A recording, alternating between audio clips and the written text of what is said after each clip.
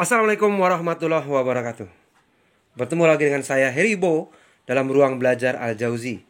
Kali ini kita akan mengupas istilah untuk perilaku abnormal ya. Sekali lagi untuk kajian psikopatologi ini ya, diambil dari beragam sumber ya. Jadi kita coba kupas berbagai istilah yang sering dipakai secara bergantian sejalan dengan gejala perilaku berkelainan ya. Jadi ada beberapa istilah yang memang sering digunakan. Yang pertama adalah perilaku abnormal.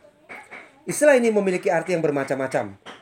Kadang-kadang dipakai untuk menunjuk pada aspek-aspek batiniah kepribadian, aspek perilaku yang dapat diamati, ataupun keduanya. Kadang-kadang yang dimaksud hanyalah perilaku spesifik tertentu, seperti fobia ya, atau kategori perilaku yang lebih kompleks seperti skizofrenia. Kadang-kadang diartikan sebagai problem atau masalah yang bersifat kronik berkepanjangan, atau kadang-kadang hanya berupa simptom-simptom seperti pengaruh obat-obatan tertentu yang bersifat akut dan temporer atau cepat hilang ya. Jadi sering dipakai dalam berbagai istilah gitu ya, atau berbagai situasi gitu ya. Yang kedua, perilaku maladaptif. Nah, terminologi ini seringkali digunakan ya dalam arti luas, yaitu meliputi setiap perilaku yang mempunyai dampak merugikan bagi individu dan atau masyarakat ya. Jadi secara umum mengarah kepada perilaku yang dianggap memiliki dampak merugikan bagi individu dan masyarakat. Jadi tidak terkhusus pada neurosis atau psikosisnya dan berbagai macam jenisnya, melainkan juga berbagai bentuk perilaku baik perorangan maupun kelompok ya. Seperti praktek bisnis yang curang, prasangka ras atau golongan ya, alienasi, keterasingan, apatisme dan lain-lain. Kadang-kadang ini masuk dalam payung istilah perilaku maladaptif. Selanjutnya gangguan mental. Istilah ini menunjuk pada semua bentuk perilaku abnormal, mulai dari yang ringan sampai yang melumpuhkan ya. Jadi menunjuk pada perilaku abnormal ya.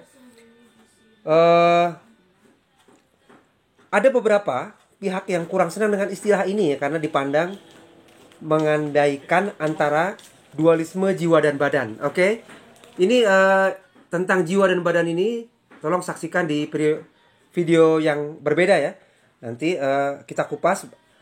Ada yang mengupas atau ada kajian yang khusus mengupas bagaimana tentang jiwa dan badan ini ya. Jadi kadangkala istilah gangguan mental ini ya dianggap memberikan kesan seolah-olah selalu terjadi gangguan serius terhadap fungsi kehidupan normal ya. Namun ya itu inilah istilah yang sudah sering digunakan ya. Selanjutnya psikopatologi. Nah ya, dalam literasi ilmiah istilah ini mengacu pada ilmu yang secara khusus melakukan kajian tentang perilaku abnormal atau gangguan mental ya. Namun seringkali juga dipakai sebagai istilah lain bagi kedua istilah tersebut ya. Jadi kadang-kadang gangguan mental atau perilaku abnormal sering juga disebut sebagai psikopatologi. Lalu ada penyakit jiwa. Nah ya, dulu istilah ini dikaitkan atau diartikan sama dengan gangguan mental ya. Kini dipersempit hanya mencakup gangguan-gangguan yang melibatkan patologi otak atau berupa disorganisasi kepribadian yang parah ya. Jadi penyakit jiwa saat sekarang ini diarahkan semakin menyempit, hanya berfokus pada gangguan-gangguan yang melibatkan patologi otak atau berupa disorganisasi kepribadian yang parah ya. Oke. Selanjutnya gangguan perilaku. Nah ya, secara khusus istilah ini menunjuk pada gangguan-gangguan yang disebabkan oleh proses belajar yang tidak semestinya, seperti gagalnya individu mempelajari jenis-jenis kemampuan yang diperlukan. Contoh, ketidakmampuan mencintai lawan jenis, tidak memiliki konsep diri yang positif, dan sebagainya. Atau pada individu-individu yang terlanjur mempelajari bentuk-bentuk perilaku yang maladaptif ya.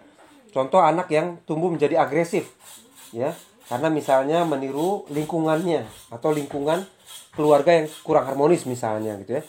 Jadi cenderung perilaku tersebut sudah terpelajari, yaitu perilaku agresif misalnya. mudah menyerang dan lain-lain. Kemudian ada lagi istilah penyakit mental. Ya. Dulu istilah ini menunjuk pada gangguan-gangguan yang berkaitan dengan patologi otak, namun kini sudah jarang dipakai. Jadi penyakit mental, istilah ini saat ini sudah jarang dipakai. Ketidakwarasan atau insanity merupakan istilah hukum yang mengandung arti bahwa individu yang dikenai predikat tidak waras tersebut secara mental tidak mampu mempertanggungjawabkan perbuatannya, ya.